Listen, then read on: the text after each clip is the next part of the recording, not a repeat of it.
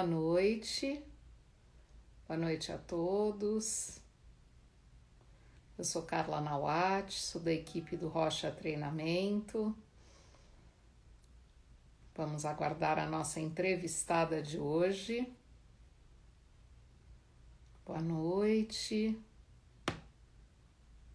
a todos. Vamos entrando. Vamos aguardar a nossa entrevistada, Andrea Schneider. Hoje vamos falar sobre a confiabilidade e evidências de validade do Rocha, um tema bem importante para todos nós que usamos de avaliação, né, psicológica e neuropsicológica. Precisamos sempre prezar pela validade e fidedignidade dos testes. Olá, boa noite. Guardando aqui a entrada da Andrea. Bem-vindos ao Rocha Treinamento.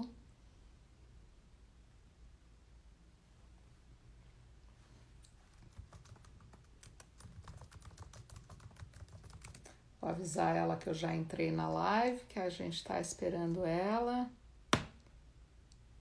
Ô, Bruna. Obrigada aí pelas recomendações de uma ótima live hoje. Olá, Andrea. Acaba de entrar, agora vou esperar a solicitação de entrada para a live, Andrea.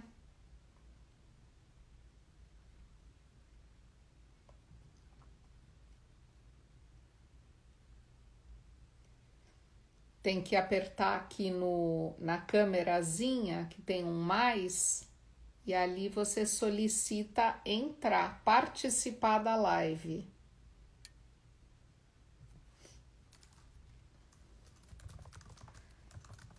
Isso, maravilha.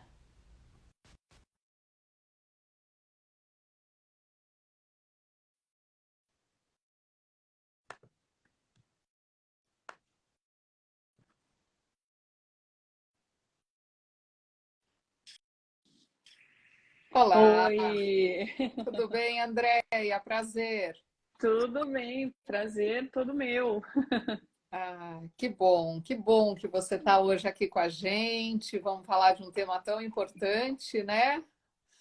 É verdade. Confiabilidade, validade. Eu estava comentando que nós que utilizamos avaliações, né, psicológicas, neuropsicológicas, a gente tem que prezar pela confiabilidade, validade, fidedignidade, né, do teste. Exatamente, até porque assim, os testes projetivos trazem muito essa questão de não ser ciência, né? Porque não tem a psicometria por trás, porque não é exato. Hoje a gente vai falar que tem muita coisa de psicometria, né? Boa. E de ciência e de pesquisa, sim. É, Não é com achismo, não. certeza, com certeza.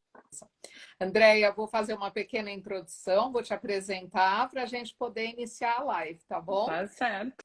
Então, em primeiro lugar, eu gostaria de agradecer a presença de todos. Nós da equipe Rocha Treinamento damos as boas-vindas e eu hoje trago então a Andrea Melo de Almeida Schneider para essa entrevista. Vamos falar, como já citei, da confiabilidade e evidências da validade do teste de Rocha. E apresentando um pouco a Andrea, ela é psicóloga, mestre em psicologia pela Pontifícia Universidade Católica do Rio Grande do Sul, doutora em psicologia pela Universidade Federal do Rio Grande do Sul, é membro do grupo de estudo, aplicação e pesquisa em avaliação psicológica, né, o GEAPAP, também da Universidade Federal do Rio Grande do Sul.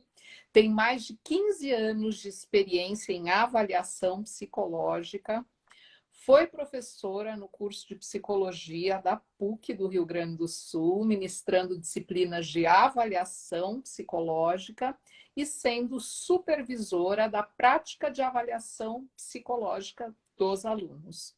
Atualmente é professora convidada de instituições como a PUC, a Universidade Federal e a Universidade FCSPA. Depois você me... UFSPA. É difícil falar mesmo, que é a federal aqui de Porto Alegre. Perfeito. E, por fim, é co-orientadora de dissertações de mestrado e teses de doutorado na área de avaliação psicológica. Então, tem um vasto currículo nessa área e um aprofundamento, pelo que eu estou vendo, né, Andréia? Olha, eu estudo o Rocha já tem aí mais de 15 anos, né? Porque eu fui apresentada para ele na graduação e muito instigada de como a gente tirava alguma informação daquelas manchas de tinta, assim, não, tem que estudar isso mais, né? Então, eu já comecei a fazer curso, grupo de estudo ainda na graduação e nunca parei, né? Aí, quando eu fui fazer mestrado, doutorado, eu sempre fiz com o Rocha, né? O doutorado, daí já com o Rocha no sistema RPAS. Bárbaro, então você tem muita coisa a trazer para a gente.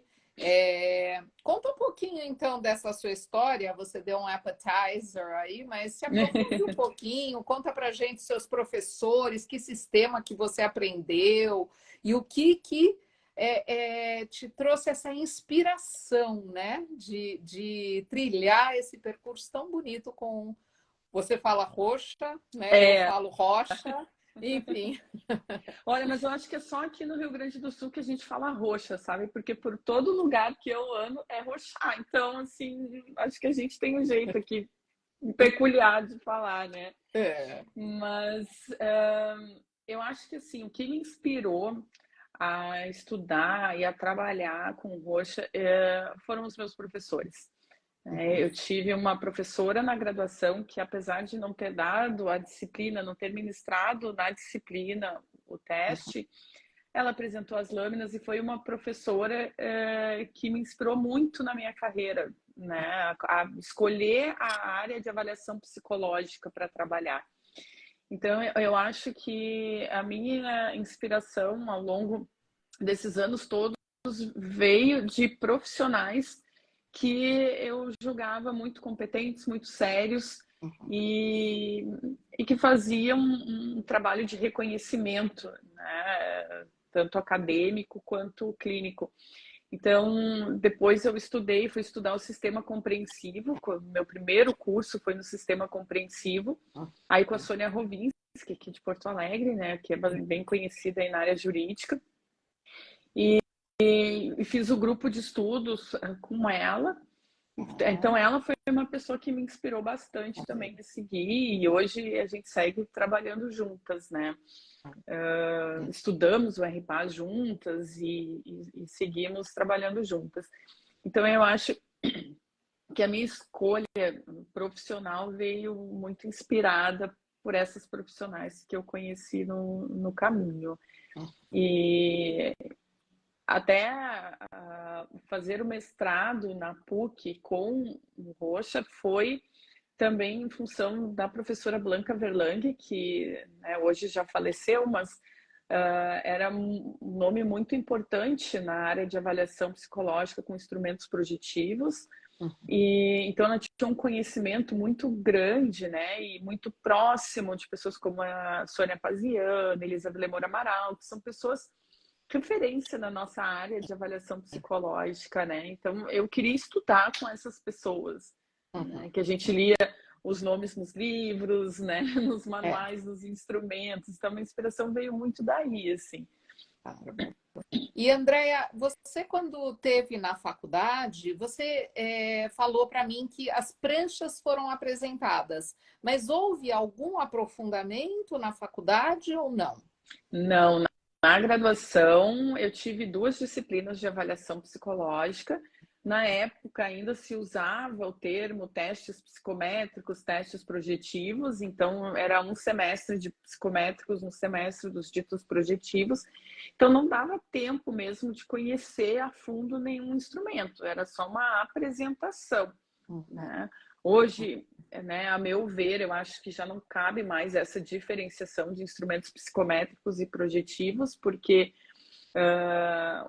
o próprio RPAS tem muito de psicometria por trás, então como não dizer, né, que não tem psicometria, que não é um psicométrico, mas claro, não é, ele é um instrumento de performance típica, né, da pessoa avaliada e não um instrumento de performance máxima, como seria uma escala Wechsler, por exemplo, né, onde a gente explica um instrumento, dá exemplos, demonstra como fazer alguns subtestes, alguns itens dos subtestes da escala Wechsler.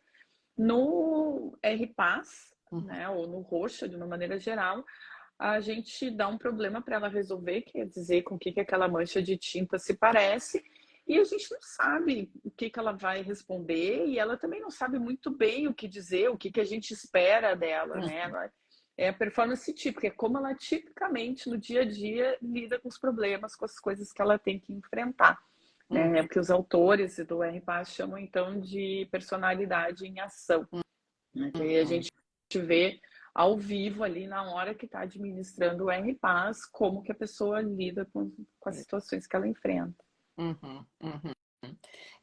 Você traz essa questão também da psicometria, né? Eu me lembro, na minha época, eu estou formada há mais de 30 anos, eu tive o privilégio de ter na minha graduação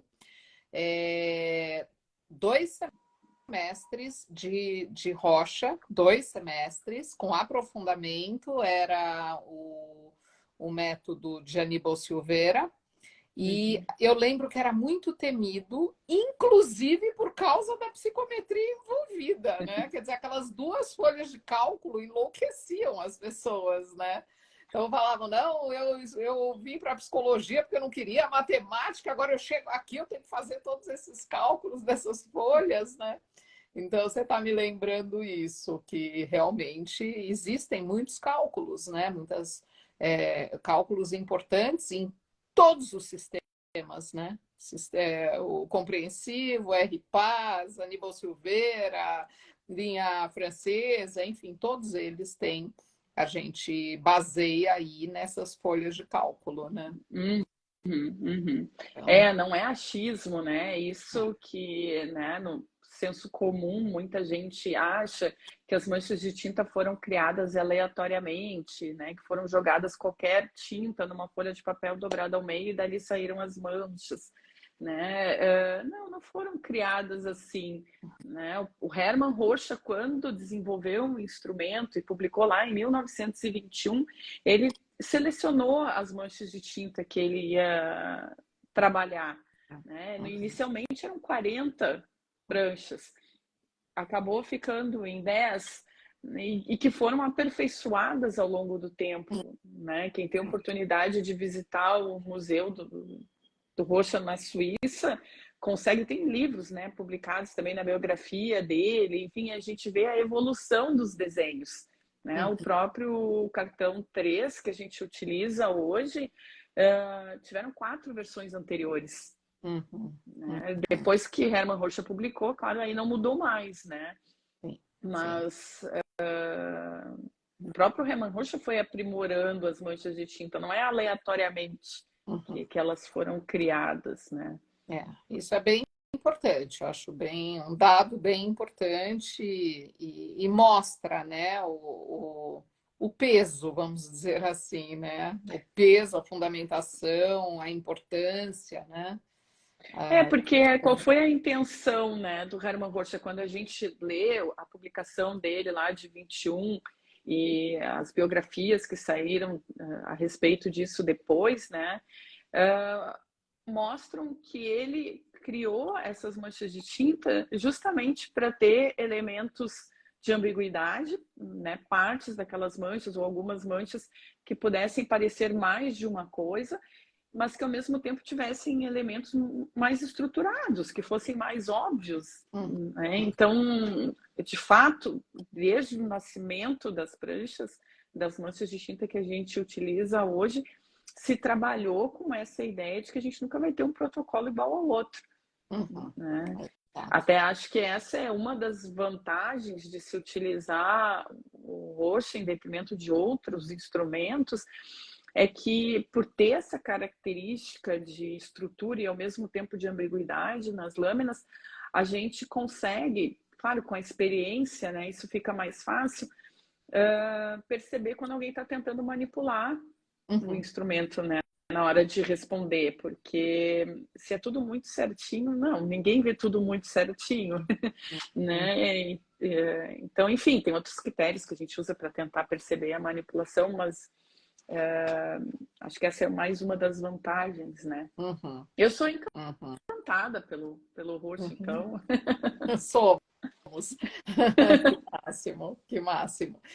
E então, quando você aprendeu, você se especializou no sistema compreensivo, né? Isso, eu estava no mestrado ainda, aí eu me deparei com uma quantidade grande até então, né, de protocolos. Na minha experiência, eu nunca tinha tido tantos protocolos ao mesmo tempo para fazer levantamento, interpretação.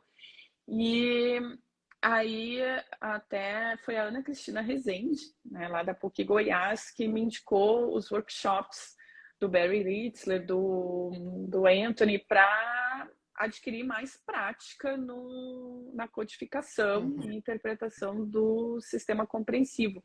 E aí eu fiz um workshop com eles lá nos Estados Unidos. Eles eram pesquisadores do grupo do John Exner, né? E isso foi em 2010, eu acho.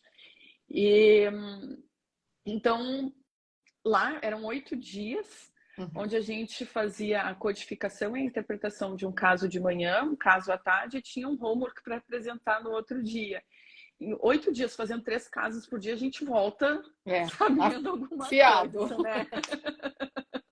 Que bacana, que bacana. Então, assim, eu costumo dizer para os meus alunos, né? Requer dedicação, né? A gente, para ser bom na utilização do roxo, a gente precisa estudar, a gente precisa se dedicar. Nossa, mas essa sua experiência foi bem bacana, né? Então, você foi, porque na época não existia essas coisas tão online, né? Você foi lá para os Estados Unidos e mergulhou uma semana nesse aprendizado. Exato, fui para isso, né? E aí depois disso, aí concluí o mestrado, enfim. E aí agora no doutorado, que aí já era com o RPAS, né? Em 2011, quando saiu o manual do RPAS nos Estados Unidos, eu comprei o manual e eu e um grupo ali na URGS, né? Que estava a Sônia Rovinski, Vivian Lago, o Sérgio Oliveira, que hoje está na UNB. A gente começou a estudar por conta, não, vamos estudar isso. E aí o bichinho da pesquisa me picou de novo, eu disse, não, então vamos fazer doutorado. E aí eu fiz o doutorado muito instigada também pela minha prática acadêmica e também profissional, porque assim, na PUC, quando eu era supervisora da disciplina de prática de avaliação psicológica, os alunos eram sorteados com algum paciente para ser avaliado, que estava lá na fila de espera do serviço escola, né? E muitas vezes eles eram sorteados com algum paciente que estava na faixa etária ali dos 11, 14 anos, que era um limbo que a gente tinha, né, de falta de testes. Então eu percebia muito a angústia dos alunos ao se deparar com uma pessoa nessa faixa etária e ter que emitir um laudo baseado muito em entrevistas ou em instrumentos não padronizados, né? Ou somente escala ou algum outro inventário que talvez não nem instrumento exclusivo do psicólogo era, né? Então eu percebia muita angústia deles e também era um incômodo meu na minha prática clínica não ter um instrumento padronizado adequado para essa faixa etária. Então, né, fui lá na URSS, conversei com a professora Denise Bandeira e disse, a gente precisa ver as evidências de validade, confiabilidade do roxa para essa faixa etária, dos 11 aos 14 anos. Então, aí eu entrei em contato com o Greg Meyer, que foi meu co-orientador no doutorado, que é um dos autores do RPAS, para ele, então, nos auxiliar nessa pesquisa aqui em Porto Alegre, né? Uhum. E então aí é que eu fiz o estudo de confiabilidade e de evidências de validade. O estudo de confiabilidade, ele até ampliou, né? A gente acabou não ficando só no grupo de adolescentes, porque sendo o Greg autor do RPAS, ele tinha acesso a bancos de dados de outros estudos, né? E então a gente conseguiu aí reunir esse banco de dados para fazer um estudo de confiabilidade bem robusto. Só dos meus protocolos escolhidos aqui, a gente tinha mais de quase 2.500 respostas, né? Então foi um artigo que está bem robusto assim em termos de confiabilidade, demonstrando a confiabilidade do RPAS. Sim, sim. E então quer dizer que você abarcou essa idade de 11 aos 14, é isso? Na minha pesquisa de doutorado, sim. Tá. Porque hoje não está aceito, né, ainda para essa idade. Não, a gente fez a primeira versão do manual para crianças e adolescentes, tá? Se eu não me engano, é a partir dos 6 anos até 17, porque aí a gente reuniu outros estudos da própria Carla Exatugo, né, da Ana Rezende, da Gisele Pianovski. Então, a gente trabalhou nesse manual, submetemos ao SATEPS, mas retornou para a gente ampliar um pouco algumas faixas etárias à norma. Só que como isso depende não só da gente, né, mas dos autores lá nos Estados Unidos, aí tá um pouquinho mais demorado do que a gente imaginava. Mas é bem grande a sua amostra. 2.500? Respostas, né? Tá. Quantos sujeitos que dá isso, aproximado? Foram 158. 58. Uhum. Ao Também é todo bem grande. na pesquisa. Eu tive uma equipe para me ajudar, né? Não fui eu que apliquei os 158, porque, né, a gente não tem braço. Essa coleta, ela aconteceu aí em pouco mais de 6 meses. E envolveu também reteste. Então, parte dessa amostra a gente avaliou 2 vezes. Olha, nossa, bem... realmente um trabalho importante, né? Um trabalho importante, com bastante dedicação, bastante tempo, bastante casos, né? Estou impressionada, realmente. Bom, o Rio Grande do Sul, ele realmente tem um conhecimento dentro da área da psicologia que eu acho que de todos os estados brasileiros é o top, assim, é dos tops, né? Porque tem assim muita gente fazendo muito trabalho, muita pesquisa importante, né? E dentro da área do Rocha a gente escuta bastante, né? São muito engajados mesmo. Então, que bom, que bom que podemos contar com essa parte, né? Sim. Do Brasil tão dedicada, né? Nessa área, tudo. Então, quer dizer que o RPAS entrou na sua vida a partir do seu doutorado, certo? Um pouco antes, né? Ali em 2000, eu entrei no doutorado em 2016. Foi uns 3 anos antes. Né, que a gente comprou os manuais. Eu lembro que a gente comprou nos Estados Unidos ainda, não tinha aqui. Certo. Né? Certo. E qual é, então, a confiabilidade do RPAS? Vamos lá, então, né? Esse artigo sobre a confiabilidade está publicado na revista Assessment, né? Para quem quiser, enfim, ter acesso ao material completo, a todas as informações. Mas, assim, resumidamente, né? O que o nosso estudo mostrou? Que das 60 variáveis, eu não sei o quanto as pessoas estão familiarizadas com o RPAS, né? Mas quando a gente joga as codificações lá no sistema online do RPAS, pede para o sistema fazer os cálculos e gera a página com as classificações de na média, acima da média, né? A quantidade de desvios padrão lá abaixo, acima da média. A gente tem 60 variáveis, tá? Distribuídas em duas páginas, a página 1 e a página 2. A página 1 são aquelas variáveis com maior evidências de validade. Uhum. Então, são aquelas variáveis que a gente pode interpretar, que a gente pode trabalhar com muito mais confiança e segurança, tá? As variáveis da página 2 são variáveis que ainda carecem de estudos de evidências de validade, mas que na prática a gente observa que elas fazem muito sentido. Então, a gente, né, os pesquisadores seguem trabalhando nas pesquisas com essas variáveis e aí os autores vão decidir se apresenta boas evidências de validade, elas vão passar para a página 1, se não, elas serão excluídas da próxima versão, aí, um RPAS 2. Tá? Então, em termos de confiabilidade, o nosso estudo mostrou que dessas 60 variáveis, que são as variáveis que a gente utiliza, então, para interpretar o teste, 78% delas tinham excelente confiabilidade entre avaliadores. Por quê? Entre avaliadores, né? Porque até então o Roche era muito criticado por ter uma variabilidade mais em algumas variáveis do que em outras na codificações por diferentes avaliadores.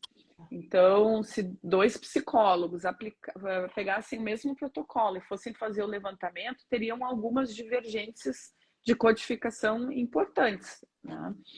Então, o RPAS veio também para tentar trazer mais robustez para isso, trazendo no manual um pouco mais de explicações, de exemplos, de critérios para codificação das variáveis e essa confiabilidade entre avaliadores ela é importante porque, no fim das contas, se a gente pegar o mesmo protocolo, a gente tem que chegar no mesmo resultado, né? Então, uma certa variabilidade é esperada por ser um instrumento de respostas abertas, né, de performance típica, e não de performance máxima, né, que tem o certo e o errado.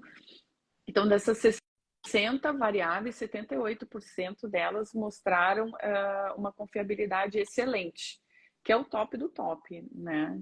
Então, se a gente pensar o índice de correlação intraclasse, ele tem 4 classificações: pobre, fraco, bom e excelente.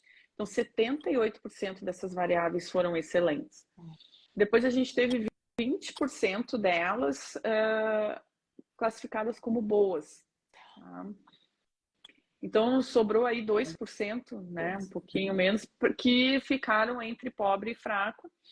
Então, essas variáveis são as que os autores estão revendo, se até que já não revisaram, né? Eu lembro que começaram a trabalhar nisso ainda quando eu estava lá com eles nos Estados Unidos, que era revisar as guidelines do manual, né? Trazer mais exemplos mais claros, mais critérios para decidir por uma codificação ou outra, para reduzir a variabilidade desses 2% aí de variáveis que não alcançaram esse nível de bom ou excelente, né?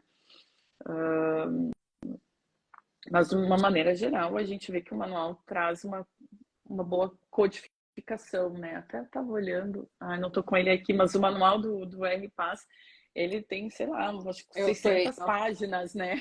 Eu tenho. Então... Ele está ali embaixo. Olha aquela coisa grande ali, aquele livro grande, é ele. Exato. Ele então, realmente... ele já é bem detalhado, né? Então, algumas coisas vão estar mais detalhadas para diminuir essa variabilidade. Bacana. Nossa, é impressionante. É impressionante. é muito lindo esse teste, né? Ele traz realmente muitas questões importantes e a gente vai falar um pouquinho sobre elas já já, porque para algumas é padrão ouro, inclusive, né, Andréa? Pra... Sim, olha, na avaliação da psicose tem um estudo Uhum, de revisão sistemática e meta-análise feito pela Johnny Mihura, que é, né, uma das autoras do RPAS, que mostra a qualidade do instrumento para avaliação da psicose. Inclusive, ela tem feito alguns estudos de tentar identificar a psicose emergente. Não sei exatamente se é esse o termo que ela está usando em inglês, mas tentar identificar a psicose antes dela realmente surgir no uhum, sujeito, né? uhum, Então, uhum, ele é um instrumento para avaliação da psicose padrão uhum, ouro, sem dúvida, sem dúvida. uhum.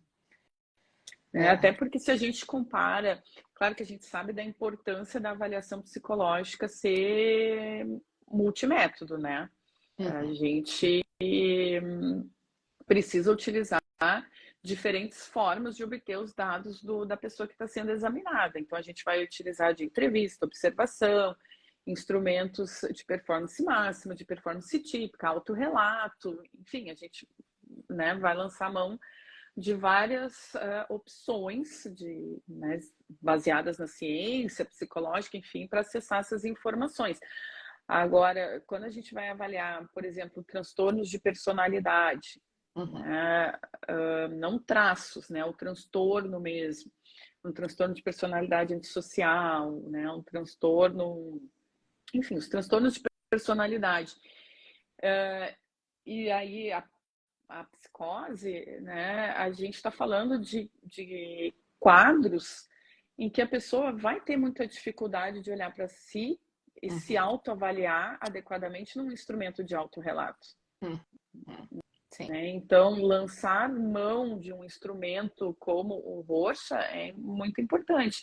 Por exemplo, uma pessoa que tem um transtorno de personalidade narcisista, como que ela vai responder um instrumento de autorrelato? Como é que ela se avalia? Uhum, Né? Um instrumento de autorrelato, um questionário, um inventário é totalmente baseado naquilo que ela conscientemente percebe em si. sim, sim. E aí, quando ela projeta, né? Aí que vem toda ela, né? Inclusive com aspectos que ela não traria em autorrelato. É, ou porque ela não sabe, né? Exato. Realmente ela desconhece a Inconsciente. seu respeito, né? Uhum, Conscientemente. Ou, às vezes, dependendo do contexto, se a gente está fazendo uma avaliação num contexto jurídico, a pessoa até pode saber, mas não quer revelar, não quer falar. uhum, uhum. Né? Exato, exato. Teve aqui uma pergunta sobre os 2% que você falou, não sei se você poderia trazer para nós, se você tem aí essas variáveis que fazem parte dos 2% que ainda estão sendo revistos e tudo mais. Respostas de cor, aquela codificação cor-forma, forma-cor, cor pura. É mesmo? É, Que e aparece em todos, né? Que é é, importante. é, então essa é são variáveis que eles já estavam trabalhando lá Uhum, para trazer mais exemplos, trazer pontos de corte de quando é cor forma, forma cor, né? uhum, Mais esclarecimentos, a questão da cor prototípica também que tem no RPAS, eles vão trazer mais detalhes sobre isso aí quando vier o RPAS 2. uhum. Então, acho que está respondido. E a questão das evidências de validade, Andréia, o que você pode trazer para nós? De evidências de validade, então, uma das pesquisas, então, um dos trabalhos, dos artigos que até estou trabalhando nele ainda, é a validade entre as variáveis cognitivas do RPAS e a UASI. Aí, falando de QI verbal, QI de execução. Tá. Né? Então, o que a gente observa? Que o, quando a gente desconfia, né, que a pessoa que a gente está avaliando tem alguma questão de inteligência, principalmente a verbal, né? A inteligência verbal média, média inferior, talvez o roxo não seja um instrumento indicado para ser utilizado na avaliação, porque o roxo ele é um instrumento mediado pelo verbal. A pessoa precisa explicar o que ela está vendo na mancha de tinta. Então, se ela não tem vocabulário, né, se ela não tem inteligência verbal, né, acaba prejudicando o resultado. Então, a gente precisa, desconfiando disso, né, de ter alguma questão de inteligência verbal, a gente precisa primeiro avaliar isso. Tá. Esse seria um dado, né? Importante. Mas, assim, de qualquer forma, né, esse artigo de 2013 da Mihura, ele traz, olha, é um artigo de 113 páginas, se eu não me engano, um artigo para 113 páginas, né, publicado nesse volume, né, é bastante informação. Então, é um estudo bastante robusto, tá, que se identificou, inclusive, alguns dados que não estavam bem claros, bem explicados ainda no sistema compreensivo, né, porque ela fez a meta-análise sobre as variáveis ainda no sistema compreensivo, né? Porque, assim, resgatando um pouco da história, né? Isso. O sistema compreensivo surgiu quando lá em 1974, John Exner se deparou com 5 sistemas, os principais que eram usados no mundo até então, que eram aplicados de maneira diferente, ou codificados, ou interpretados de maneira diferente. Então, ele resolveu reunir o que tinha de melhor nesses 5 sistemas e criou o sistema compreensivo, que era então o que compreendia o que tinha de melhor nos 5 sistemas mais utilizados no mundo na época. O pessoal do RPAS, então, depois do falecimento do John Exner em 2006, pegou essas informações e seguiu pesquisando, e seguiu trabalhando. Bom, então aquilo que o próprio John Exner já estava pontuando e já estava verificando que não tinha tanta confiabilidade ou evidência de validade e já apontava necessidade de pesquisa, esse pessoal do RPAS, o Greg, a Johnny, o Viglione, então reuniram essas informações, essas pesquisas e seguiram trabalhando nelas, né? Pegaram esses apontamentos do John Exner, na verdade, e seguiram com novas pesquisas. As mesmas que estavam sendo feitas pelo John Exner não foi possível trabalhar porque os direitos autorais ficaram com a família, né? Mas como eles faziam parte do grupo de pesquisa do Exner, eles seguiram pesquisando. E o trabalho da Johnny, então, esse artigo de 2013, que é uma revisão sistemática e meta-análise das variáveis do sistema compreensivo, então, o sistema compreensivo já era um resumo do que tinha de melhor, e esse estudo da Johnny pegou o que tinha de melhor do sistema compreensivo, né, que já tinha, que demonstrava as melhores evidências de validade, então o sistema RPAS ficou mais robusto ainda, né? O RPAS surgiu, né, as variáveis que entraram no RPAS surgiram desse estudo da Johnny, né, muito ali do estudo da Johnny.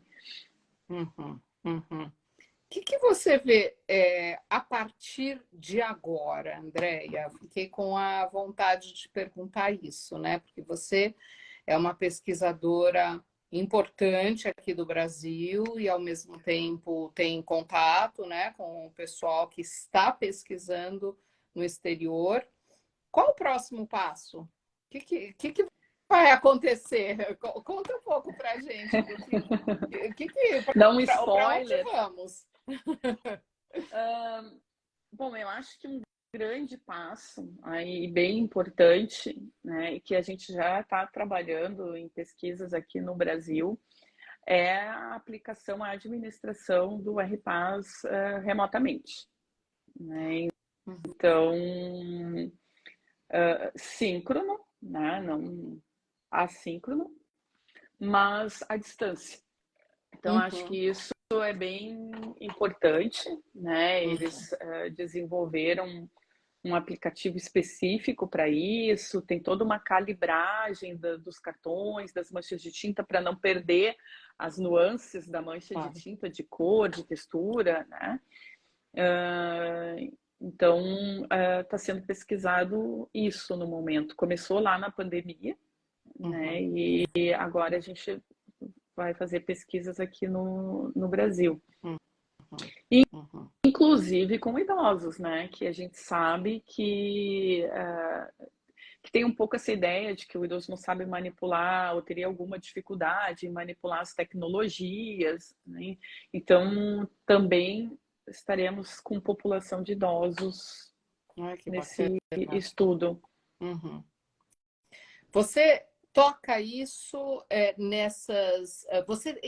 pelo que eu entendi aqui, você é professora convidada dessas instituições, mas tem alguma que você trabalha assim? Como é que eu pesquiso isso, né? Não. Hoje eu estou só no consultório, né? Atendo em avaliação psicológica clínica e dou curso, grupo de estudos no sistema RPAS.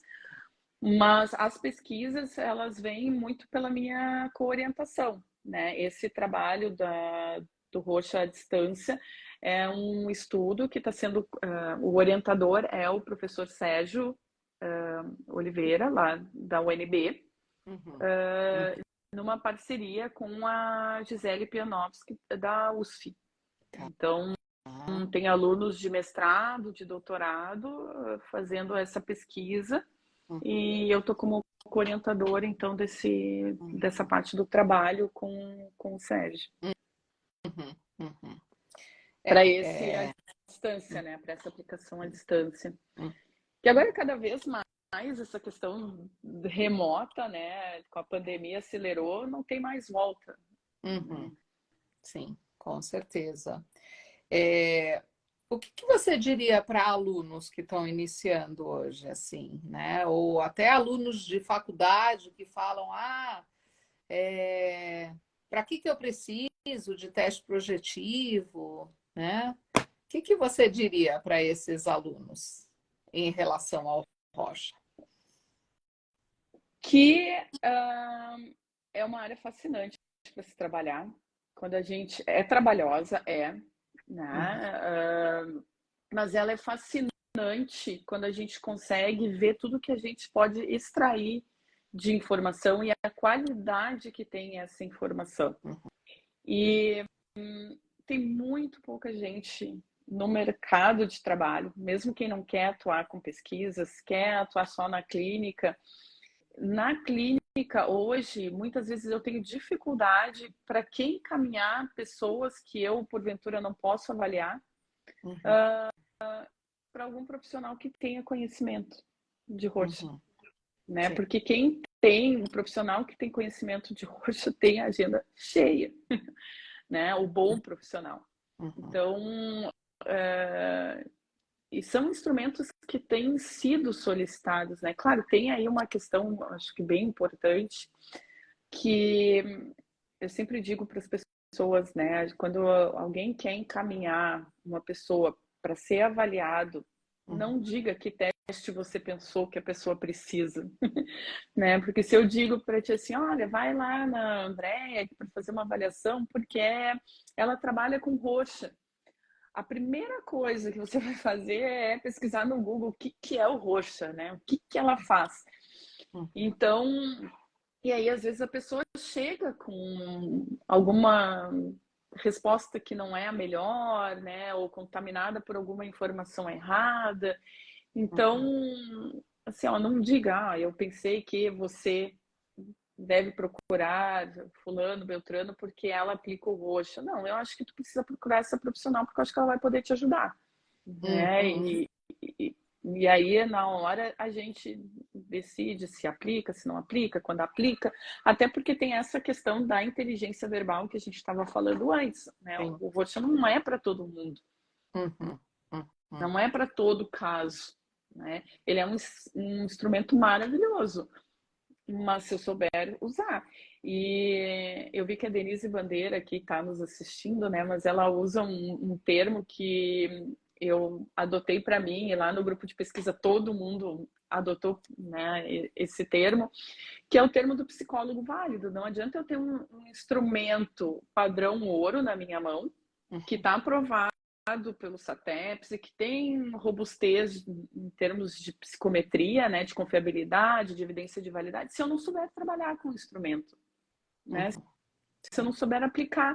E o meu protocolo, a minha avaliação com roxa, ela vai ser melhor, né? A hora de administrar ali, de saber o que esclarecer, o que perguntar para a pessoa que eu estou avaliando, é quanto mais eu domino a codificação, é quanto mais eu domino o que eu posso extrair do instrumento. Porque eu sei o que eu devo esclarecer na hora que eu estou administrando o instrumento, né? Então, a gente precisa estudar. Não tem jeito, né? Se a gente quer se diferenciar, né, no mercado de trabalho, se a gente quer fazer um trabalho de qualidade e que no final das contas ajude a pessoa que a gente está avaliando, né? Porque ajude no sentido assim, a partir de um laudo psicológico, alguma decisão vai ser tomada para essa pessoa, né? Sei lá, se é disputa de guarda, se é ser aprovado para um emprego, se é dar uma arma. Alguma decisão vai ser tomada a partir daquele laudo psicológico. Então, a gente tem uma responsabilidade muito grande em oferecer um trabalho de qualidade, um serviço de qualidade que faça o melhor para a sociedade, né? Dar a arma na mão de uma pessoa, por exemplo, né? Eu tenho que cuidar para quem eu faço isso, né? Aquelas velha questão de concurso público, né? Então, a pessoa quer passar no concurso público e busca um psicólogo para ajudá-la a responder os instrumentos psicológicos. Até que ponto o psicólogo faria bem para essa pessoa, né? Porque vai estar colocando ela, daqui a pouco, ajudando essa pessoa a entrar numa vaga que não tem nada a ver com ela.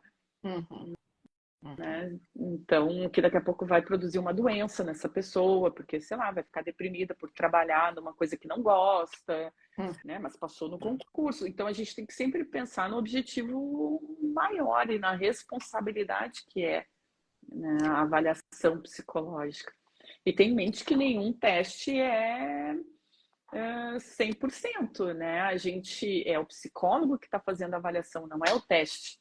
Né? A gente vai usar o roxo, a gente vai usar a entrevista e tudo isso tem que estar conversando. Tem algumas coisas que você falou que me suscitaram aqui algumas questões para colocar. Uma delas é que para esses alunos, né, é muito importante a gente saber a codificação, né, que foi o que você trouxe, porque se você não tem certeza do que você vai colocar ali, você não dá para mudar de estímulo, né? Então, assim, você já tem que sair dali, da frente do cliente, sabendo qual a codificação daquela resposta. Se você não souber ali, não vai ser depois que você vai saber, né? Então, a gente não tem como saber todas na hora, né? Mas claro que com a experiência tem muita coisa que a pessoa está respondendo ali, né? Que a gente já sabe, isso é tal codificação. Outro dia uma aluna me perguntou assim, mas eu dei um exemplo assim em aula e a aluna disse, tu pode me dizer o que se eu responder tal coisa, o que significa? Eu disse, olha, no RPAS, pelo menos a gente precisa ter de 2 a 3 respostas por cartão, pelo menos. Né? Então, a gente está falando aí, pensando em dados normativos, a gente precisa de 24, 25 respostas por protocolo para poder fazer uma análise. Né? Então, jamais a gente vai poder fazer uma afirmação baseada numa resposta. Sim, sim. Mas a codificação é importante que você tenha domínio, né? Enquanto aplicador, né? Mas eu acho que assim, não existe nem assim, os autores do teste, quando vão fazer a codificação, eles recorrem ao manual. Né? Então, por que nós não vamos recorrer, né? Claro, claro, Então, claro. Mas é algo assim aprofundado, que é importante que a pessoa tenha realmente aí disponibilidade para esse estudo, né? E, e que ele dá assim resultados muito importantes. Uma outra coisa que você falou que eu gostaria de comentar é que por mais que a pessoa pesquise muito sobre o teste, né? Eu costumo dizer que no o Rocha é como se a pessoa, você visse o suor da pessoa. O suor da pessoa é a resposta, você entende? Não tem por onde manipular em 100%. Não tem como, porque eles, sabe, deixam escapar rabichos. O Rocha suscita isso, né? As pranchas suscitam isso. Então, eu costumo é, perceber isso assim. Parece que a pessoa ela vai trazer isso na fala dela, caso houve qualquer tentativa aí de pesquisa antes, de uma manipulação, aquilo aparece, né? Eu tive um caso uma vez que a pessoa falou assim para mim: sabe, eu estou trazendo muitas respostas de animal porque eu adoro animais, né? E assim, só isso, não precisava nem ter comentado isso, mas só isso que comentou, não se aguentou, né? É o tal do suor que eu falo, né? Que a pessoa acaba suando o modus operandi, né? E também ali uma questão de pequena pesquisa, né? Deu uma pesquisada, deu uma olhada, sei lá o que a pessoa fez, que ela traz isso como uma resposta ali no meio do que ela está contando para a gente. Mas, Andréia, conta um pouquinho para nós, a gente já está percorrendo aí para finalizar, um pouco da sua trajetória acadêmica, assim, com o Rocha, no sentido de congressos. Você chegou a participar de algum congresso, levar todas essas pesquisas que você faz para os congressos? Me conta um pouquinho dessa sua trajetória. bom, eu terminei o doutorado em 2020, ali no auge da pandemia, Nossa. né? E, e eu tive nenê. Uhum. Então, até outro dia eu fui fazer uma apresentação, né? E aí eu falei, da minha tese, saíram esses trabalhos, né? O primeiro artigo foi publicado na Assessment, os resultados foram esses e tal. Já os outros artigos, eu botei as fotos do meu filho, né? Porque aí, quando veio bebê, tudo muda. Então, eu ainda, agora, acho que tem uns 30 dias, falei com o Graça, agora vamos tocar, né? E para retomar Retomar. o estudo de reteste que a gente quer publicar, e até ano que vem vai ter o Congresso Internacional da Sociedade Internacional de Roxa. Então, talvez a gente leve alguma coisa desse estudo de reteste. E a publicação desse outro de evidências de validade das variáveis cognitivas. E a gente está trabalhando nele muito nesse viés assim do uso do Rocha nas avaliações neuropsicológicas, porque tem muito essa divisão, o psicodiagnóstico e a avaliação neuropsicológica, como se o sujeito ou precisa avaliar a personalidade, os afetos, ou ele precisa avaliar funções executivas, questões cognitivas. Só que a gente sabe que o ser humano, ele não é só o cognitivo, ele não é só funções executivas, e ele também não é só afeto, só personalidade, né? A gente sabe que uma pessoa deprimida vai ter consequências nas características cognitivas, por exemplo, né?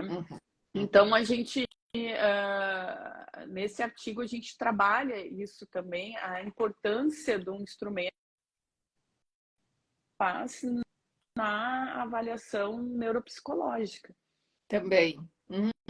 Que entender, né, do funcionamento, do modo como a pessoa pensa, do modo como a pessoa percebe as coisas ao seu redor. e como ela se comporta também são importantes, né? Uhum, uhum. Então, vocês vão fazer essa conexão do Isso, psicológico com o neuropsicológico. isso. Tá? Vocês utilizam dados na época do Aníbal, né, do meu estudo, meu primeiro estudo, eu tenho formação na Sociedade Rocha de São Paulo, que é relacionado ao Aníbal Silveira. A gente tinha algumas variáveis que eram a série Harover, a série Piotrowski. A série Piotrowski está bem associada a essas questões mais relacionadas à neurologia, né?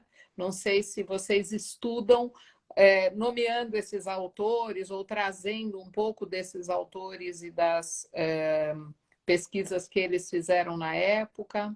Não, a gente tem olhado muitos estudos de neuroimagem.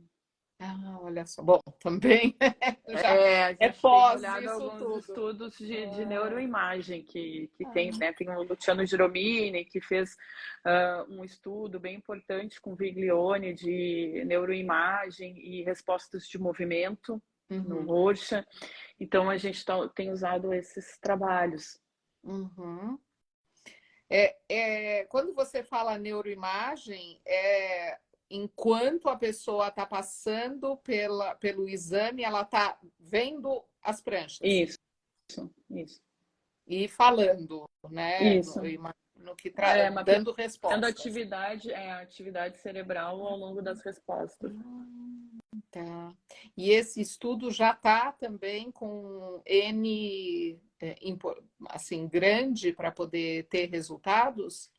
Os estudos do Luciano já estão publicados, tá? Já tem bastante material sobre isso. Ele até agora está fazendo parte dos autores do RPAS, né? O RPAS 2 já vai sair com o nome dele também na capa lá. Então, e tem um capítulo de livro que eu escrevi com ele, agora me fugiu o nome do livro, tá? Mas Avanços em Métodos Projetivos, talvez, da Hogarth. Tem um capítulo que a gente escreveu que é sobre o futuro das pesquisas com métodos projetivos, e ali ele fala um pouco disso, inclusive de análises estatísticas que a gente deve considerar, seleção de participantes para a amostra do estudo, né, em pesquisas com métodos projetivos. Uau. A gente tem aqui uma colocação de uma das nossas espectadoras, que o Piotrowski é uma das bases de sistema que o Exner utilizou. Então, tem relação também com o RPAS. Né? Eu só não saberia dizer que variáveis são essas, porque eu não conheço, né, o sistema do Piotrowski, não sei que variáveis seriam essas que migraram para o sistema do Exner, e que o estudo da Mihura, lá de evidências de validade do sistema compreensivo, trouxeram para o RPAS. Para quem não saberia dizer.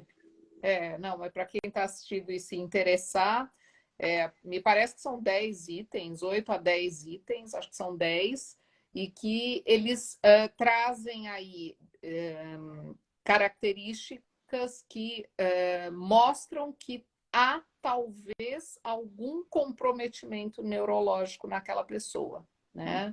Então, uma delas, por exemplo, é demorar muito para dar a resposta. Né? Tempo de reação inicial muito longo, menos de acho que 15 respostas, coisas desse gênero. Né?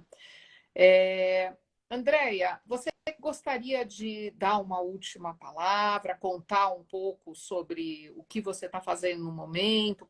Você falou que está finalizando ou escrevendo um artigo no momento. Qual é esse próximo passo para a gente finalizar? Eu estou trabalhando nesse artigo de reteste agora, né, que a gente está decidindo se vai seguir com a publicação, se a gente leva ele para o Congresso Internacional. A pesquisa do Rocha RPAS remoto, administração remota, síncrona. O trabalho em consultório, né, de avaliação psicológica clínica e curso e grupo de estudos. É o que eu faço, né? E quanto mais eu estudo, mais eu gosto desse instrumento. Adoro uma atividade que instigue o meu pensamento e o meu lado investigativo. Então, eu amo fazer o que eu faço.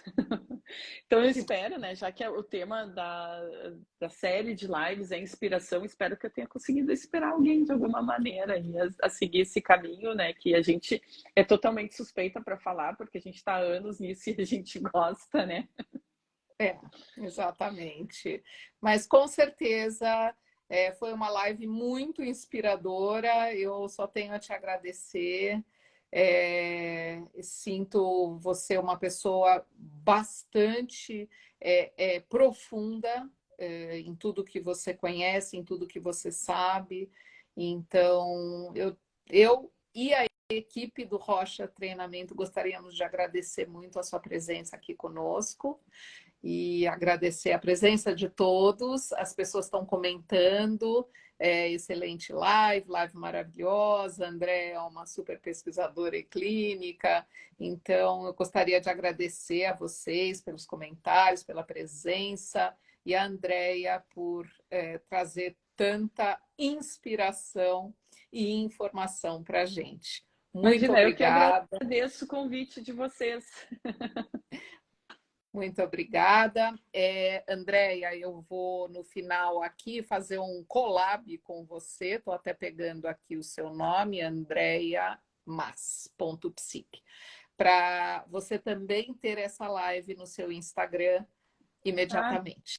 Tá bom? Tá certo, muito obrigada. Imagina, um beijo, um prazer em te Beijo para todo conhecer. mundo, então. Um abraço a todos. Muito Boa obrigada. noite.